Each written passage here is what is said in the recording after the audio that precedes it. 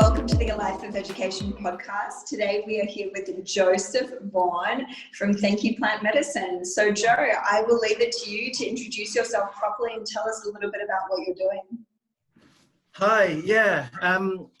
What I'm doing is I'm trying to, I'm just an ordinary guy, right? I'm a dad,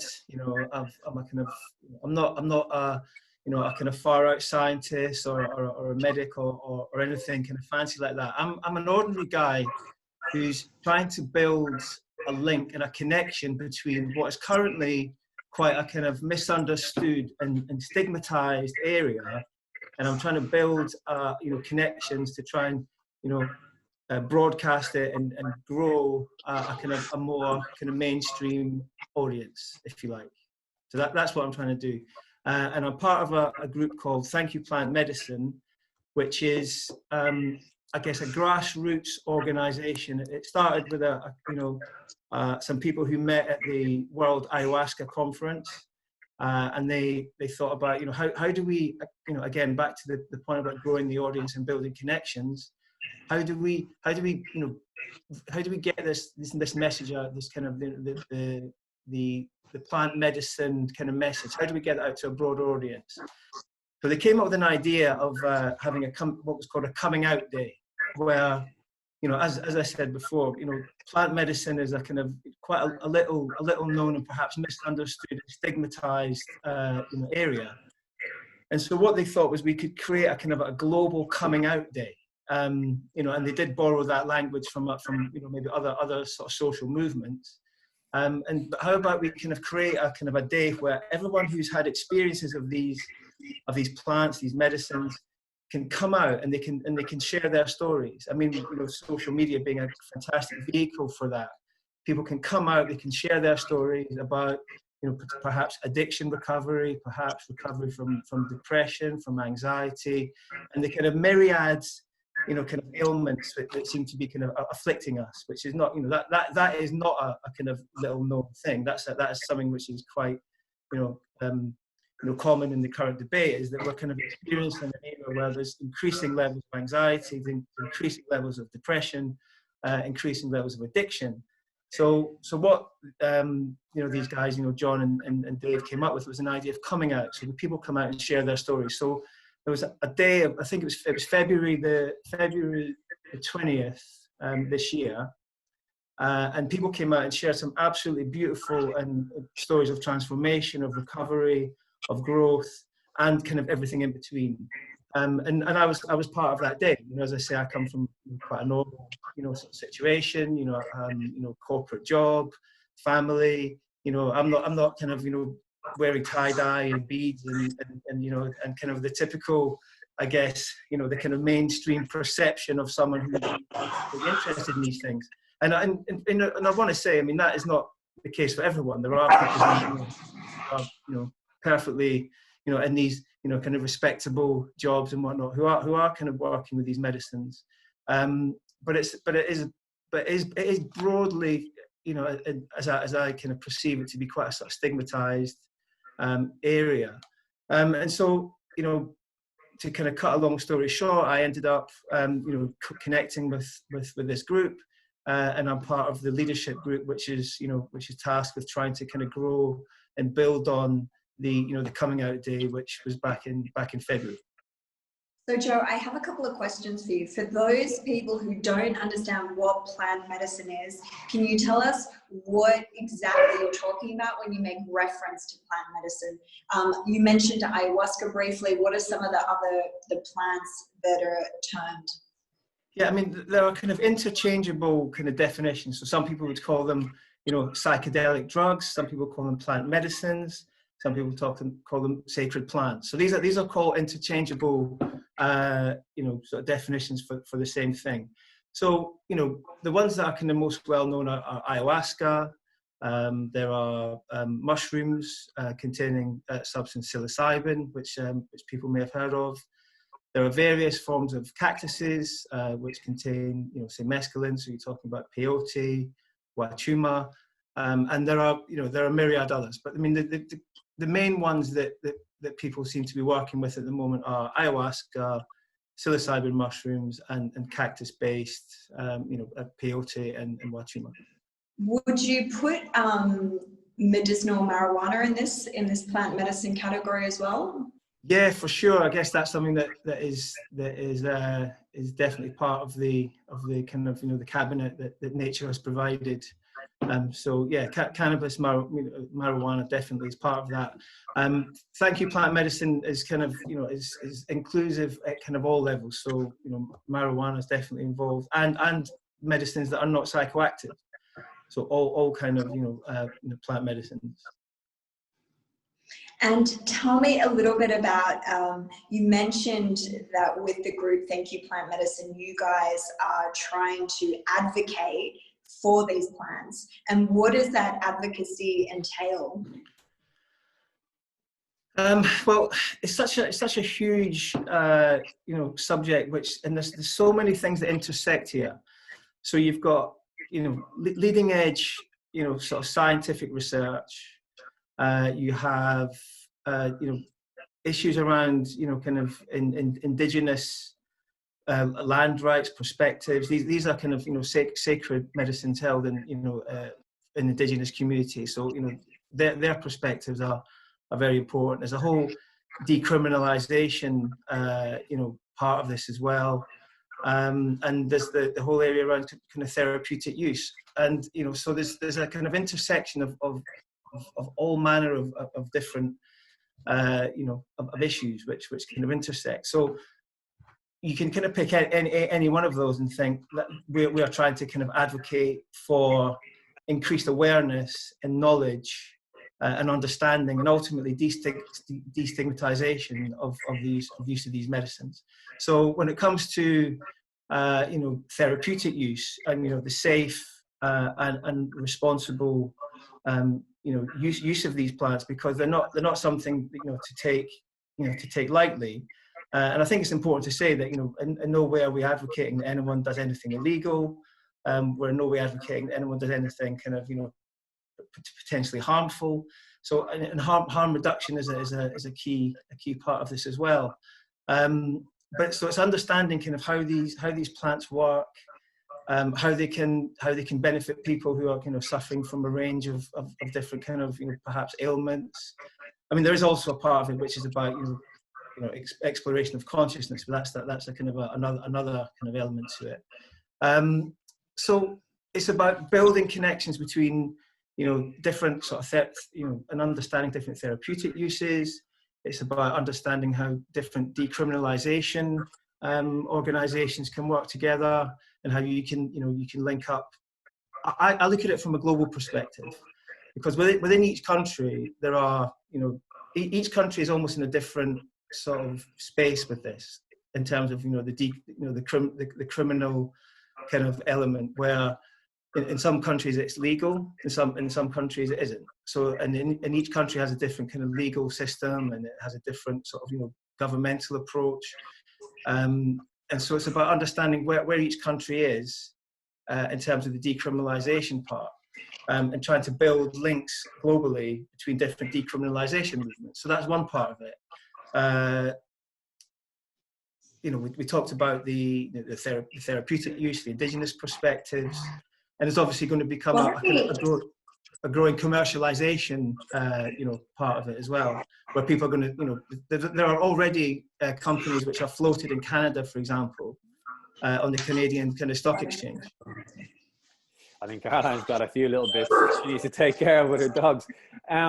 So yeah, I wonder, could you maybe rewind it back, because a lot of the stuff that you've mentioned, when you mentioned the indigenous populations and you mentioned words like peyote and kind of original herbs and plant medicine, it's clear that these things have been consumed by humans since before the current medical system was even conceived.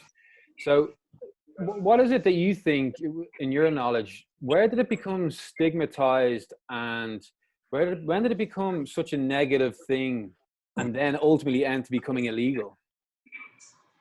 I mean, that's a massive question. I mean, and that's why, again, it's a very interesting area, because it takes in discussions around colonization, about, you know, when Europeans arrived in different countries and looked at the, you know, the local traditions and wanted to kind of largely wipe them out. I come from Scotland originally, and when I was growing up, there was a bowling green. Just a bit of an anecdote. There was a bowling green where I used to see, when I was quite young, I'd see people kind of walking around, people with tie dye and beads and whatnot, and they were picking things out of the ground, and I didn't know what they were. And you know, they turned out that they were, you know, indigenous to the UK liberty caps, which in that field was treated with fungicide, and that was wiped out. And so there's lots of fields in the UK and the British Isles, yeah, where, you know, these mushrooms were growing, but they've been sort of treated with fungicide and largely wiped out. So I can only speculate that there probably was a kind of a tradition in the British Isles even of the use of these mushrooms. There are ancient depictions. There's cave art. There are lots of, I mean, there's a huge anthropological kind of study around this, that, you know, that there are people who are, you know, the research is there. These things have been used for, you know, since records began, if you like. So why were they wiped out? Well, you know, they're very powerful. You know, they maybe kind of get people to start, you know, questioning, you know, the kind of the established kind of religions, that, you know, the kind of messages that people are giving out. And again, that's a huge area, so I don't want to kind of cut across, you know, anyone's belief system. And the whole point about Thank You Plant Medicine is it's inclusive.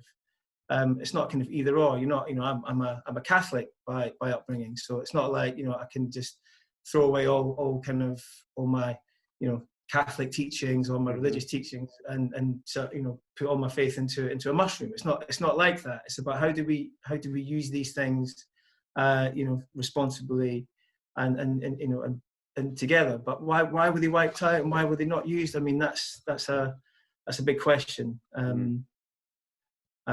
you know, it would appear that, you know, the kind of shamanic traditions and cultures were largely repressed, and you know, people were encouraged to follow you know, Christian teachings. Yeah, follow the doctrine and don't step out of line. And I mean, like, these things were around healing people before conventional medicine. So it's always interesting to wonder, like, at what point was it stamped out, and then why is it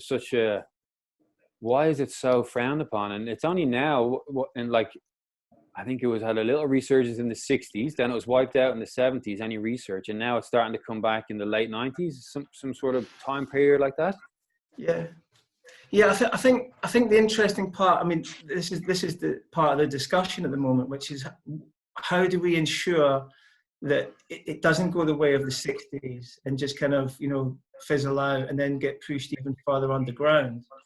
I think the difference here is that with you know, the increase in international travel, there are enough people now who are you know, who've been made aware of the existence of these things, for it not, and those again are people who are not necessarily like the merry pranksters of the 1960s. It's not people, you know, driving around, you know, in a bus, in a kind of, you know, psychedelically painted bus, in a Scooby-Doo bus. Yeah, it's not that now. It's business leaders. It's Silicon Valley. It's you know, people who've been to Burning Man. It's, you know, and there are kind of quite high-profile advocates of the use of plant medicine, psychedelics, whatever term we choose. So I think the chances of it fizzling out are much lower than they were in the 60s. And I think that the scientific research has been broadcast as well. So just this week in the UK, there was an article in the Guardian, you know, major newspaper in the UK. The guy who heads up the research program at Imperial College, Robin Carhart-Harris, wrote a piece in the Guardian saying that, you know, the research is so strong now, there's such a body of evidence that we can't ignore the use of you know, psychedelic drugs, as he called them, and we can't ignore the potential for the use and the treatment of you know, things like depression and anxiety and whatnot. So So it's kind of out there in the mainstream now. So I think that. I personally think it's the kind of the genie is out the bottle, and that's not meant to be a kind of a pun if you like, but I think it's too late. Too many people have been involved. Too many people have seen how these things can benefit their lives. So speaking quickly about benefits, can you maybe impart some light onto what they are so people can understand some of the benefits that have been cited in the literature and what the research is showing? Okay, I mean, I take it back to personal experience, and I just want one sort of anecdote, if you don't mind. I had a friend of mine who was in a real kind of really bad place in his life, and was able to kind of to receive some of this kind of medicine, and his life was absolutely transformed. So he'd gone from practically homeless to kind of not headlining on a stage at a festival, but he went a real kind of creative period. He started, he had more confidence in himself, and he started to be a lot more productive. And I put that down to the access to the medicine. And there are lots and lots of stories about people with treatment-resistant depression. I think in order to qualify for the study at Imperial College, you need to have evidence of really severe kind of almost treatment-resistant depression. And the types of results that people are seeing is that they're finding much more connection with themselves, much more kind of vitality. They see much more bigger appetite for life. And so it's really important sort of research and findings around how these medicines are treating people with depression and anxiety. Huge amounts of evidence coming out around iboga. That's something I didn't mention. Iboga and ibogaine in the treatment of addiction. So what is iboga? Iboga is an African psychedelic, and it's part of the Bwiti tradition. So to be initiated in the Bwiti tradition, you receive the sacrament, and it's a way in which you can connect with your ancestors. I mean, it's a very intensive medicine in its pure form, and it requires like a heart. You need to have a kind of a heart test before you go and take it, because it's got so many psychoactive compounds in it. But ibogaine is an extraction from the iboga, and ibogaine is used in clinics to treat addiction, whether that be methamphetamine or cocaine or alcoholism or whatever. And so they very effective in addiction treatment and therapy is ibogaine. It's a 24-hour thing, isn't it? It's like if you take it, you spend 24 hours under the influence of it, but then after that, it's supposed to be transformative. But it's almost that short an experience and that quick a cure. Yeah. I mean, it's absolutely remarkable. There's a really good movie on it called Dosed, which is the story of someone who's become addicted to opioids. The opioid addiction epidemic in the States is well known. And so there's a really good movie on that called Dosed. If you want to have a look at that, where someone goes from the kind of the depths of an addiction to that negative spiral, practically on the edge, to full recovery. And the beauty of the plant medicines is that they don't have there's no sort of come down. Like say 24 hours later you're fine. It's through your system. And that's pretty much the same with most with these plants, where you don't have it's not like taking it's not chemotherapy where you just feel kind of washed out and really unhealthy as a result of it. They're really kind of in terms of I think it's the LD50, which is the kind of how toxic a substance is, how dangerous it is for you. So I think the LD50 for mushrooms is something like your whole body weight. You'd have to, Right, it's the very kind of sort of safe substances. And so as a result, the risks of taking them, obviously there are risks in everything, but the physical risks of taking these substances is very, very small. It is there, of course. There's a risk with everything, and everything should be entered into responsibly. But at the same time, what the science is saying is that they're very safe to take. That's the thing. That's a good thing for the patient. It's, the short, sharp cure, but it's not a good thing for big pharma. It's not like the Xanax and the drugs that require one a day for the next 40 years, and you got to renew your prescription and you got to keep your insurance up. Like it's almost anti-money making from the pharma. So while it's fantastic for the people who are suffering, it's not good for the people who are making money from it. I just wanted to touch really briefly, Joe, because I've read a lot of the psilocybin, so the active component in mushrooms, studies that have come out from Johns Hopkins, and I think they did something very similar to what you're referring to. They were doing studies on addiction. They were doing studies on terminal cancer patients. I think there was a few others as well in relation to that. And they were doing clinical trials based on the effectiveness of allowing people to come to terms of death or to be cured, or lots of other things, cured essentially from addictions. And some of the research that's come out of there is just phenomenal.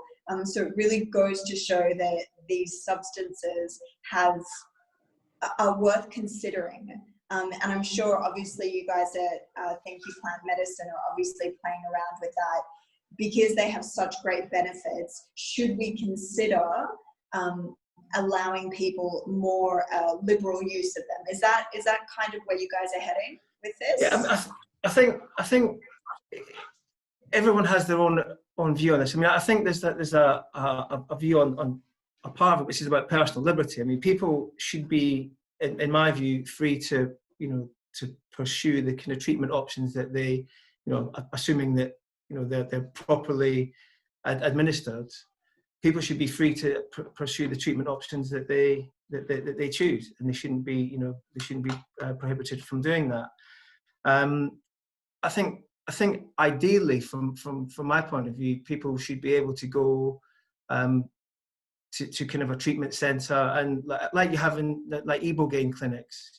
I think that is a kind of reasonable model where people who are suffering from addiction can, admittedly at quite a high cost. Where do they have those clinics? What countries?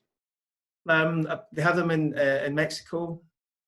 That's where I know that they do have them, and I think they have dotted around in other parts of Central and South America, possibly Costa Rica as well. But yeah, I think people should be free. It's not just like you said before. It's the people taking it, but it's also the people administering it. Because at the minute, what you have is as an underground kind of sort of area where people who want to be serving these medicines and providing the service are largely forced underground.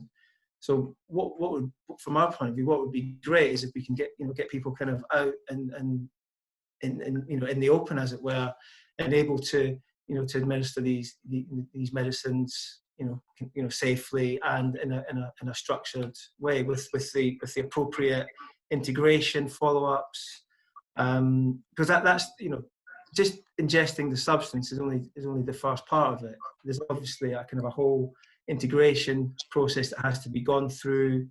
There's it's not just take a dose of mushrooms or ibogaine or ayahuasca and then your life is fixed.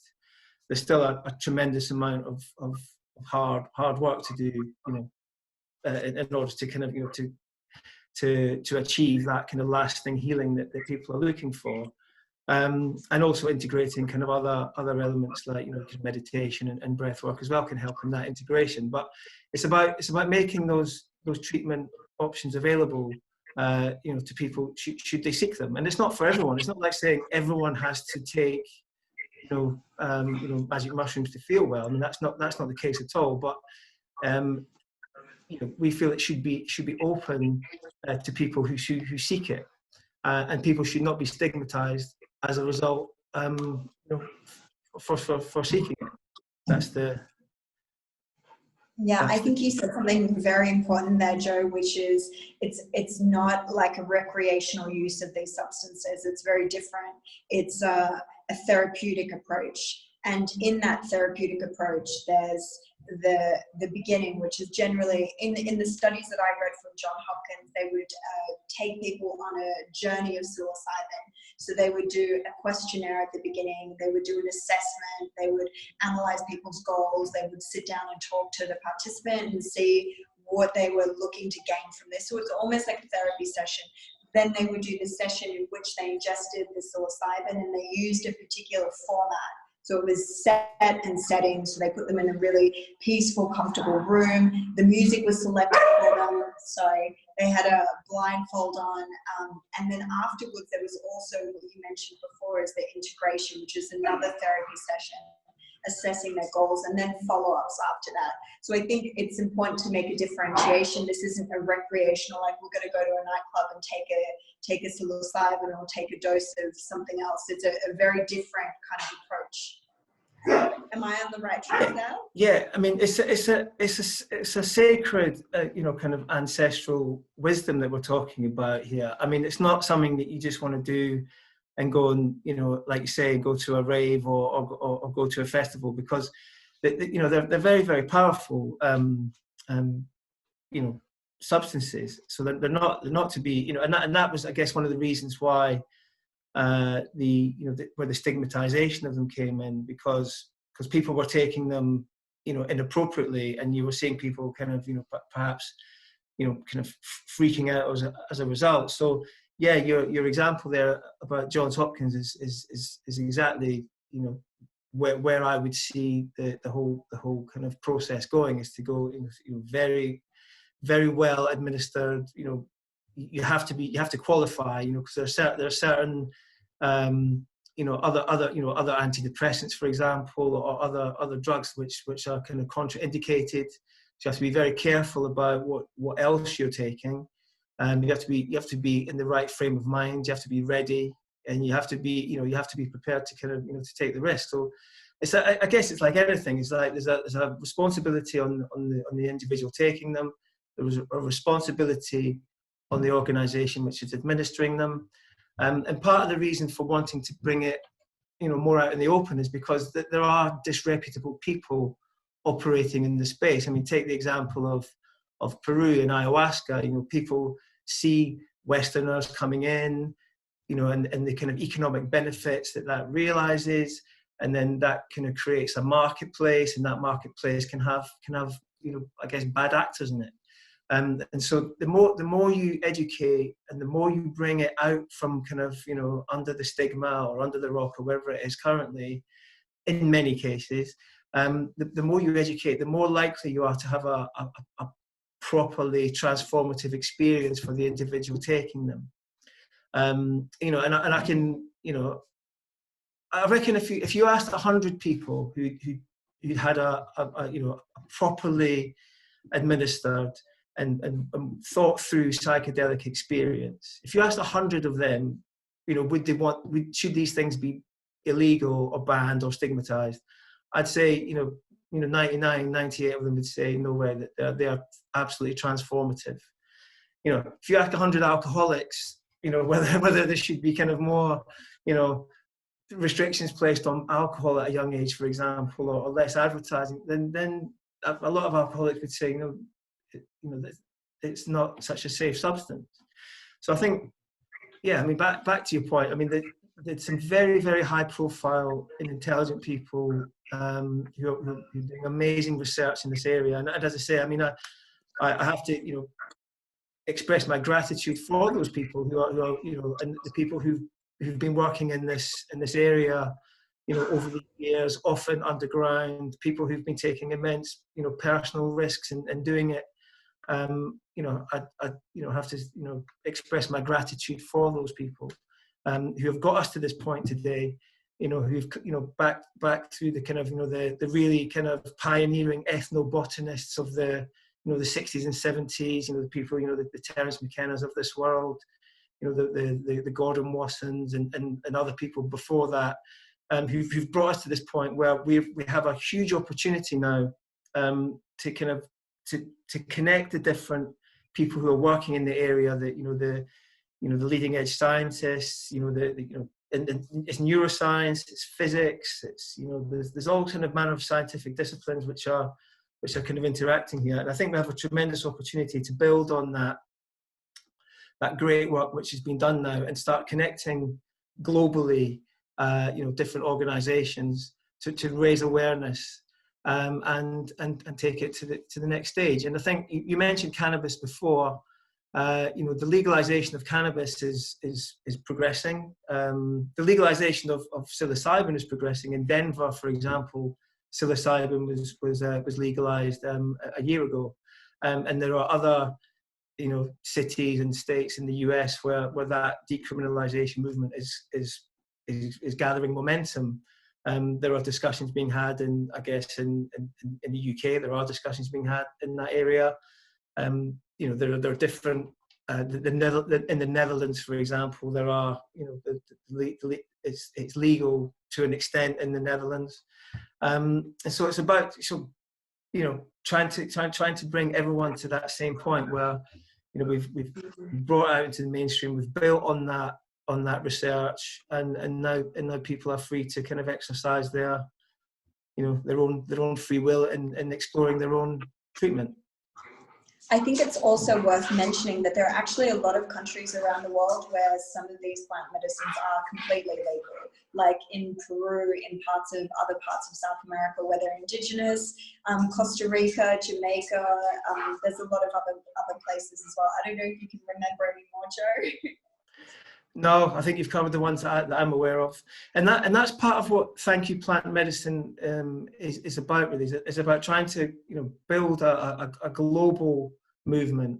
There are great things happening at the local level. For example, in the UK, there's the UK Psychedelic Society, which run amazing events, and is a great source of information. So what we're trying to do, I mean, I spoke to some people in Belgium yesterday about what they're trying to do in terms of raising awareness and providing educational resources. And so it's about kind of bringing everyone up to the kind of, you know, the same level, if you like, you know, in terms of, you know, educational resources and awareness. So that, you know, ideally, you know, and it doesn't matter where you are, you don't have to, you know, because at the moment, to go to Peru, you have to spend, you know, several £1,000s or dollars or whatever in order to go to Peru to seek out, you know, a ceremony. Ideally, you wouldn't have to do that. And it's about taking, you know, and in some of the communities that need this kind of healing the most are often the poorest communities. So take the UK, for example. I mean, it would be great to be able to say to people in you know, some of the more marginalised communities where mental health is definitely an issue, that they don't have to find £3,000 or be given £3,000 to go to Peru, that they could actually find that treatment, you know, locally at much lower cost. So I think, you know, that to me is the kind of is the ideal, where the people that need it the most often are the people who can't afford it.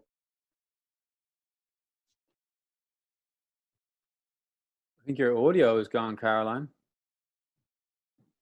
Turn your audio. Have you just muted yourself by there? Oh yeah, sorry. My dogs are going mental. I was just going to stop you there, Joe. I had something to slide into what you were saying there. I actually read Michael Pollan's book about, I think it's called Change Your Mind or Change Your Brain. And he actually mentioned a study that was conducted that revealed it had several components to it, but one of the components was mice were given a dose of a psychedelic substance. I think in this case it was psilocybin, and they wanted to see if there was any addictive qualities to the psilocybin. And what they discovered was that the mice would take it and then they would never touch it again. And then they did the same studies with cocaine, and they found that the mice actually stopped eating and they were so addicted to the cocaine. And there were several other components to that too. But you mentioned previously about how safe they are and the toxicity of these, and also understanding that most of the studies actually also reveal that they have very non-addictive components to them, which adds another element to their safety. Just wanted to slide that one in there. But anyway, you were talking and I wanted to really get onto the topic of, we were discussing some of the cultures in which some of these plant medicines are actually legal. So I wanted to talk to you about the indigenous component that's related to these and why they're so sacred. Yeah, I mean, I think, I have direct experience of Peru, and these, it is a sacred, energy and an ancient wisdom. The issue from an indigenous perspective, I guess it's like anything that involves kind of when Western kind of culture meets indigenous culture. How do you avoid the situation where it's just another extractive, process? How do you avoid it just being another kind of exploitative process where, and I think, within the indigenous communities, as I understand, there's sometimes a reluctance to share these medicines with Westerners. They believe that it's their kind of sacred medicine and that it should remain within the community, where it belongs. I guess it's maybe a bit late for that now, given the fact that so many Western people have had exposure, to ayahuasca as an example. So I think that from an indigenous perspective, it's about how do we ensure that it's not just another extractive process, that it's not another imbalanced relationship, and also it's about ensuring sustainability of the ayahuasca vine itself. Because the more demand there is for it, the more it's being stripped out, the deeper into the forests that they're having to go to extract it. So there's a kind of a sustainability discussion. Peyote is, as I understand it, under threat. It's like an endangered plant now. So in the same way that we may have overfished our oceans, we're in danger of kind of overfishing, the desert in terms of extraction of peyote. So indigenous communities now are finding it harder to access their own sacrament. So there's again, part of the whole kind of thank you plant medicine sort of idea is to bring these discussions kind of out from, and into the open, so we can have a properly kind of responsible approach to the, to the usage and extraction and the kind of, the broader global use of these medicines. I guess I would love to be able to kind of sit on an indigenous council and understand how they feel about it, and maybe one day as part of this movement we'll be able to do that. But my kind of personal fear is that we don't want to get to a position where we're kind of overfishing, and just creating kind of more destabilization for the indigenous communities who are already under threat from multiple angles. That's a tricky one then as well, isn't it? Like, we want to get the awareness to as many people as you can. You want to get as many people who are suffering from the anxiety and the depression around the world. You want to get them access to this, but then we got to get that balance right, where you don't just completely steamroll them and take what's theirs and then turn it into the next style of sort of big pharma, and just put regulations around it and take it away from the cultures who really cultivated it. Exactly, and that's a hugely kind of fraught discussion, which is going to involve bringing together kind of multiple stakeholders, and trying to work out what the best balance is there.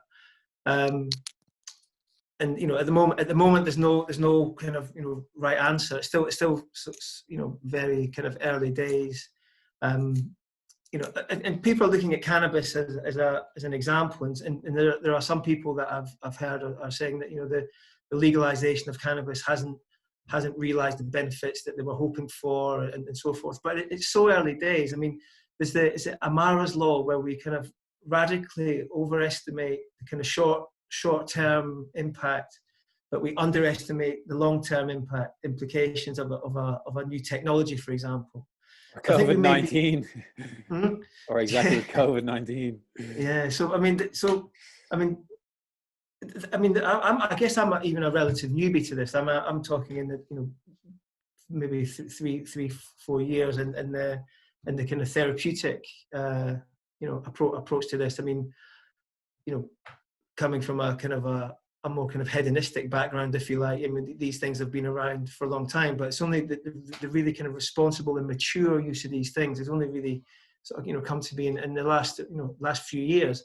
I mean, clearly there are people that have been in this for a very, very long time. And again, huge amounts of respect to those people who brought the medicines to people like me. But I think the next phase of it is going to be really interesting, because there's going to be a huge amount of people thinking it's going to save the planet, we're going to be better, we're going to change the world, one ceremony at a time. That maybe is kind of overblown a little bit, but I think that the long-term kind of impact will be a lot more significant than people maybe realize.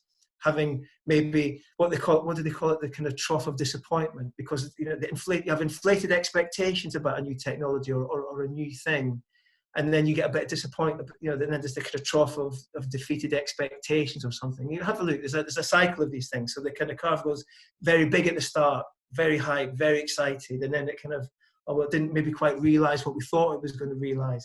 But longer term, the impacts are a lot more subtle and a lot more nuanced. Mm-hmm. And obviously we have to deal with the law of unintended consequences as well. Because it's not going. Nothing works 100%. Nothing works 100% of the time, all of the time. And cannabis is a kind of good example of that. Where there are some quite disappointed people at the moment. In terms of how the kind of industry has grown and the impact it's had, and dispensaries rise and fall, and sort of corporate interest coming in and maybe kind of undercutting the kind of the people who suffered for the medicine. People, when it was illegal and underground, people who really suffered for that felt that they were being kind of marginalized for these kind of bigger corporate interests coming in. But now you're finding, and I've heard it said, that it's a karmic medicine, where now these kind of maybe these bigger players and these bigger corporate interests aren't finding it quite as easy as they thought. So there's maybe a return more to kind of the community element of the original people who were making the medicine. So it's a bit of a jumble at the moment, if I'm honest, because people don't know how it's going to play out. Peyote on the verge of extinction, Iboga in Gabon in West Africa. These people are being kind of are selling the sacrament to Westerners. Is that a sustainable resource? Is that a sustainable position? So many kind of unanswered questions. But I think hopefully the aim with the Thank You Plant Medicine movement is to bring these these discussions kind of to a kind of a wider audience, and start having a more kind of mainstream dialogue around it, and hopefully we come to the best solution for Indigenous people. People are not criminalized for their behavior in sort of Western countries. People are able to access the therapies that they require, and people can build sustainable sort of commercial operations around it. You're based in the UK. You're based in London, is that right? Yeah. So it sort of feels like when you're living in a distant city away from the big, politically charged United States, that it takes a mammoth movement to sort of, that phrase, America sneezes, the rest of the world gets the cold. So like America's now made it legal in some crucial places, and they've got the science and they've got the ability to research it now, which should kind of filter down. But how long do you think it will take for that to kind of filter across to the UK and then Europe and then the smaller sort of go ahead. Yeah, well, I think Netherlands have always been quite liberal, as maybe the only word I can think of right now. So within the EU, there are different sort of people at different stages of kind of development within the EU itself. as Britain leaves the EU, that's going to, you know, some of the ability to kind of tap into some of that research is going to be diminished. So that's not going to be a great thing. But as I say, that the very timely release of that article in the Guardian this week from the research coming out of Imperial is going to be, I think, a very important thing. It's going to make discussions a lot easier. So, you know, for example, we have some sort of content and sort of program ideas that we want maybe take to production companies. It's going to be a lot easier now that there's been the Guardian's gone with it. You know, there's been articles in the Financial Times around, you know, investment in the area, into the research. So it's slowly started to gather some momentum in the UK, and then obviously the UK has got its own indigenous tradition of the use of for example, mushrooms before they were kind of fungicided, you know, out of existence. You used to see a lot of fields where people would be looking for the indigenous mushroom, but they're just not there anymore. Yeah, I know. There's the same in Dublin. There's some foothills on the south side of the city, and I know that if you know what to look for, you can get up there early some mornings and spend the day in a different parallel universe. I know a lot of people did that when I was younger. Anyway, we'd hear people going up there. What kind of experience have you had personally with these kind of things? Have you tried it? Have you done it? Yeah, I mean, as I say, in the Netherlands, it was legal, and it was legal in the UK for a while as well. So this is mushrooms. So you know, in my sort of slightly more, shall I say, kind of, you know, reckless or hedonistic days, you know, we would maybe head to Amsterdam and completely legally, you know, be able to buy. You could buy them in shops legally in Amsterdam. But that was stopped. It was illegal then. So that's when that stopped. And then I was fortunate enough to be able to go to Peru to experience, you know, to do it properly, shall we say. You know, I'd been very kind of DIY before that, whereas I was able to experience a full, you know, kind of shamanic ceremonial experience in Peru. And how was that? Which was utterly transformed my life. I mean, you know, prior to that, I'd had maybe some issues with, you know, excessive consumption as part of. It's almost kind of, you know, goes with the territory of being a person of my age in the UK. You know, I grew up in the 80s and 90s, which was at the time when, you know, it was almost kind of, it's what you did. Excess was the thing. So I went to Peru with no expectations. I'd done no research, and I went in with a completely open mind and no expectations. But what I experienced was something utterly mysterious, utterly transformative, and it's not an exaggeration to say completely life-changing. You know, we talk about, you know, in Catholic Mass, we talk about sacred mysteries. You know, in philosophy, there are many paradoxes. There are some philosophical propositions which can never be proved one way or the other. But I think what these medicines can do is they can take you to a place where these things can start to be explained and maybe understood at a personal level. So I guess it's the difference between reading something in a book and ingesting it and internalizing it and experiencing it in real time. You know, someone can tell you what it's like to deep sea dive, but you don't really know until you've done it, right? Yeah. And I think that's what these medicines do is they kind of unveil a kind of mystery of existence, which, and I'm getting a bit out there now, I apologize. No, but they kind of unveil a kind of, they start to answer some of those bigger questions, you know, in such a way is in a way which you can't really define. And what I guess we're trying to do here is define the ineffable. You know, these experiences are truly ineffable. So I'm not a big fan of trip reports. I've done them. I've like everybody has. You know, I've done them, but I'm not a huge fan of trip reports because I think there's there is a sort of a sacred relationship that you kind of enter into, and it's almost that it's kind of too sacred to talk about. Not that, you know, I can't tell you, but more like I think there's a respect that needs to be kind of there around the experience. But to cut a long story short, completely transformed my life, completely transformed my relationship with consumption, completely transformed my family relationships, completely transformed my marriage, completely transformed my sense of hope and my view of the world.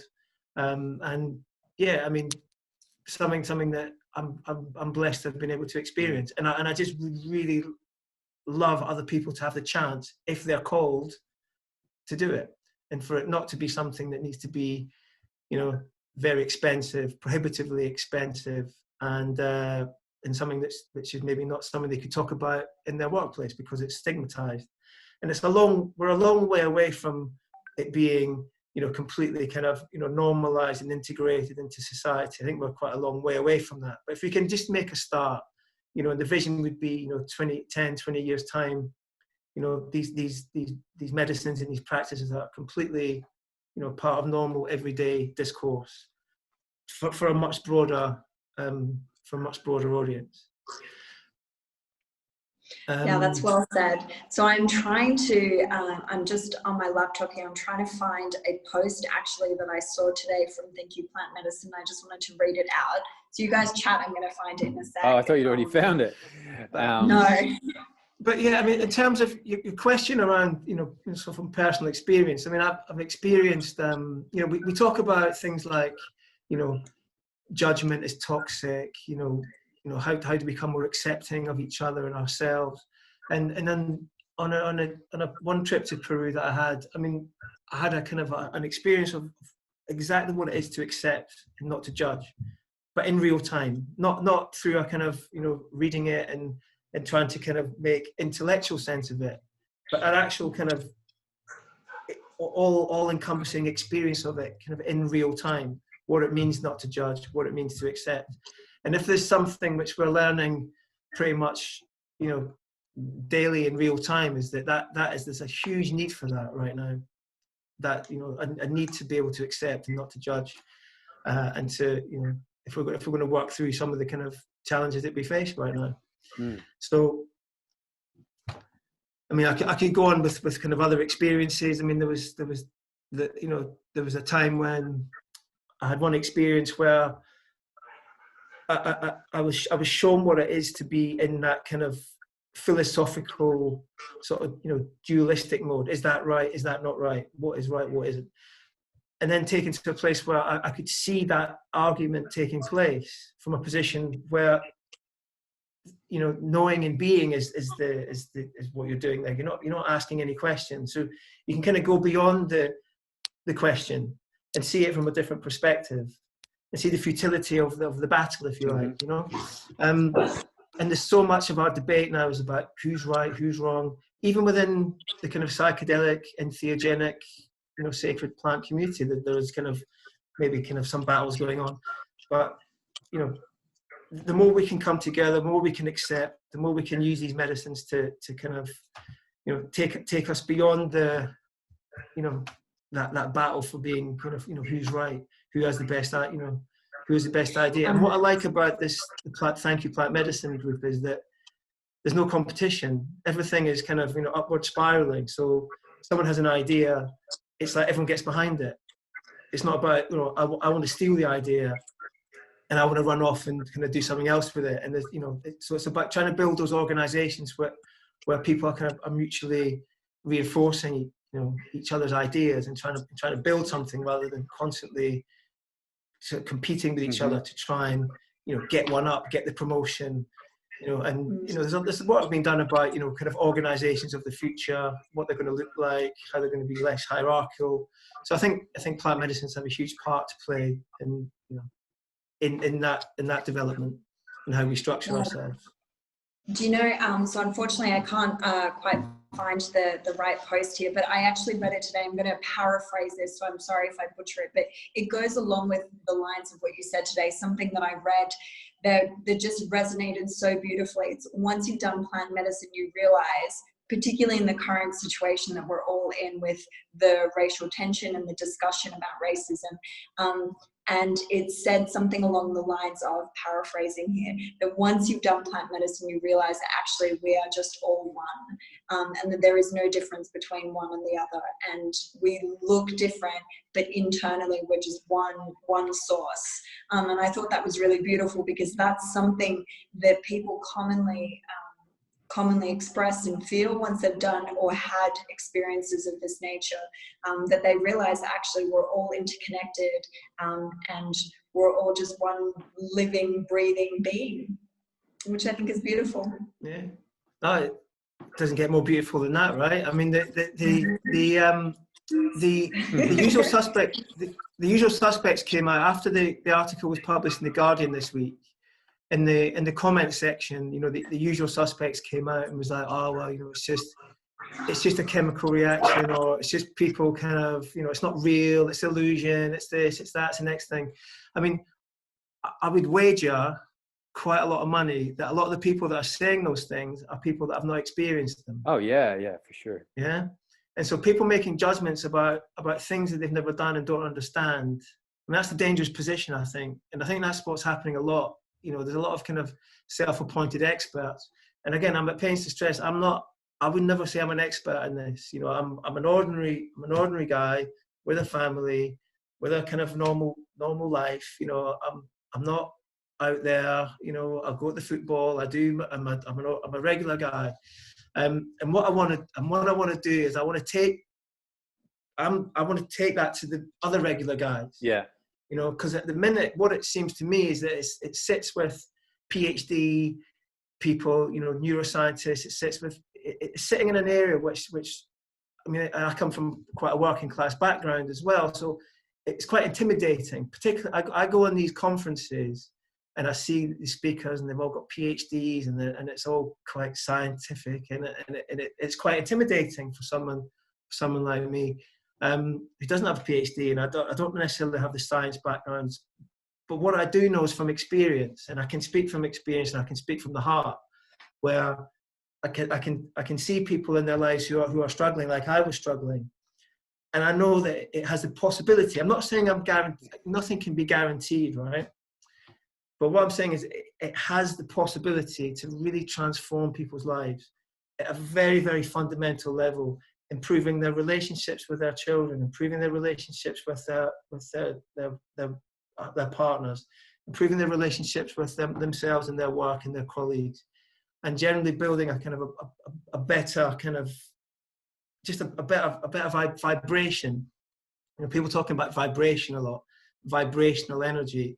I mean, and that's taking me into an area which I'm probably not that comfortable talking about, because I don't really understand the physics of it. I'm not a kind of veteran shaman, so I don't know. All I can say is that I think this stuff should be available, and the conversation needs to be expanded. And I think that the kind of destigmatization process is gathering momentum, and I think we're in a good space to take it forward. Yeah, I think that's really important as well. Your sort of angle of being the representative of the lad in the terrace on a Saturday afternoon, and talking about it in the pub after the games, and talking about it openly, and sort of showing people around you that anybody can do these things. You don't have to be a hippie born from a family who grew up through the 60s. You don't have to be a psychedelic mushroom picker who lives in the forest. You can just be an everyday person, and 51 weeks out of the year you can be Joe Soap, and then 1 week of the year you do your thing, you go off and you benefit yourself in a way that continues to flow into the next 51 weeks.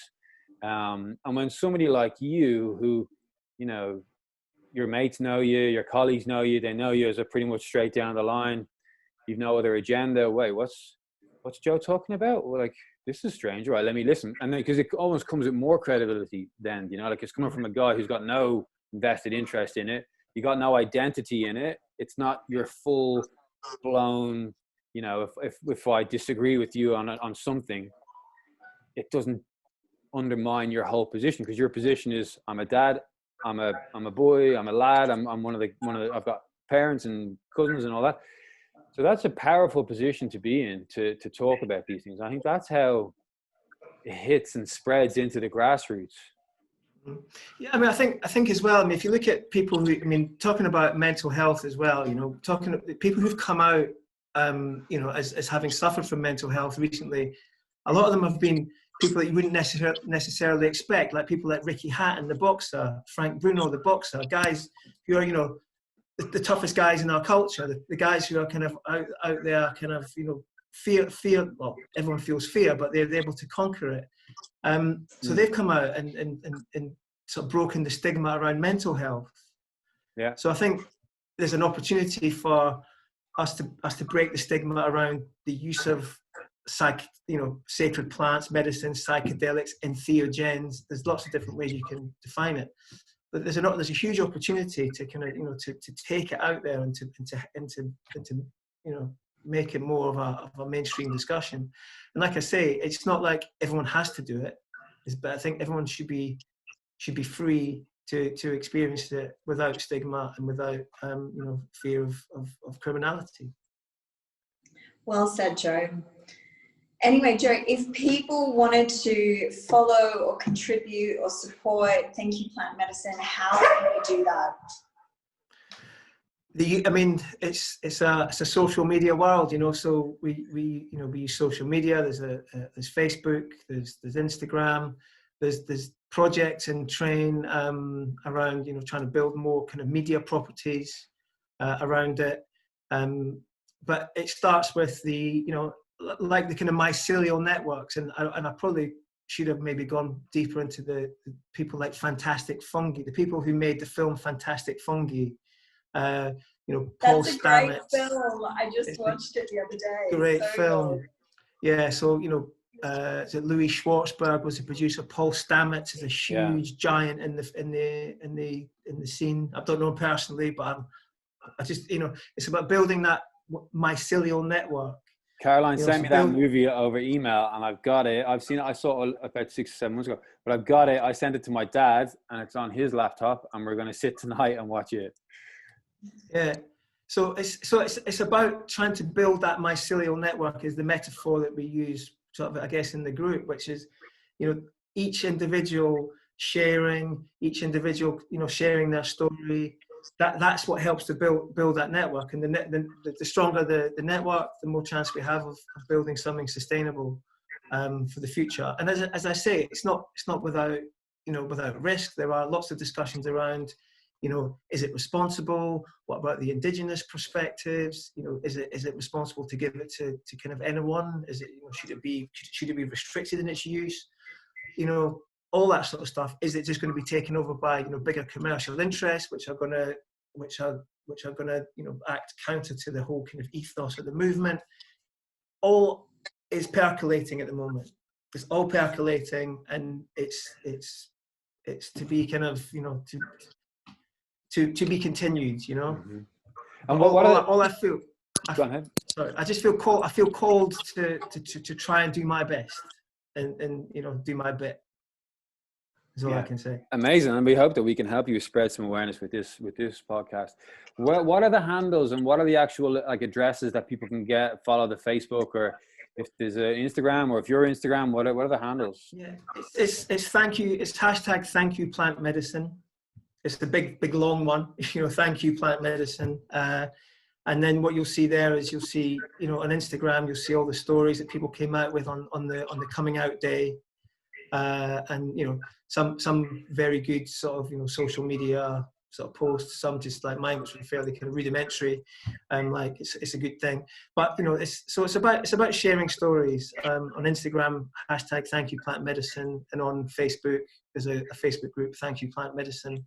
And as I say, over hopefully with things like this and as we grow, that will start to evolve into sort of other media properties. It's a volunteer, not for, there's no, I think it's not even a not-for-profit. It hasn't even got to the not-for-profit stage, It's a kind of volunteer. It's committed individuals who believe in the power of these medicines. And there are some extraordinary groups operating globally, things like chakruna.net, I don't know if Caroline, you do show notes or whatever, but I mean, I can send you a list of sort of partner organisations, and there's a very long list of organisations that are operating in this area, doing amazing work. You know, please send that over. Yeah, definitely send it over. Again, you know, and you know, talking about Peru, Iquitos is the kind of the I guess the launch pad for people to go to experience kind of, you know, ceremonies locally, and I know a lot of those healers and communities are really suffering right now. So again, it's about trying to build awareness for, you know, to support the, you know, the indigenous healers and shaman, you know, through these really difficult times. I mean, because they're really large, you know, with the stopping of the retreats, they lose their source of income. Mm-hmm. So the indigenous, you know, and the local healers that have worked, you know, who've provided, certainly from my perspective, of giving me, you know, an immense gift, are really struggling right now. So in the spirit of reciprocity, which is about, you know, obviously giving back, you know, you receive, you give back. It's about trying to raise awareness for those communities at this very difficult point as well. Awesome, cool. Well, thank you very much for joining us. Caroline, do you have anything you want to add? No, Joe, that was really informative. Thank you so much. And maybe we can pick your brain another day about this whole topic of plant medicine. Yeah, I mean, I would love that. And I think, you know, if this can just build a little bit more of the mycelial network, then I feel like I've done my job. Yeah, absolutely. And if there's anything else you guys have coming up in the future that you want to spread awareness, just drop us a line and we'll do our bit. Great. Really appreciate that. Amazing. Thank you, guys. Cheers, guys. Thanks. Cheers.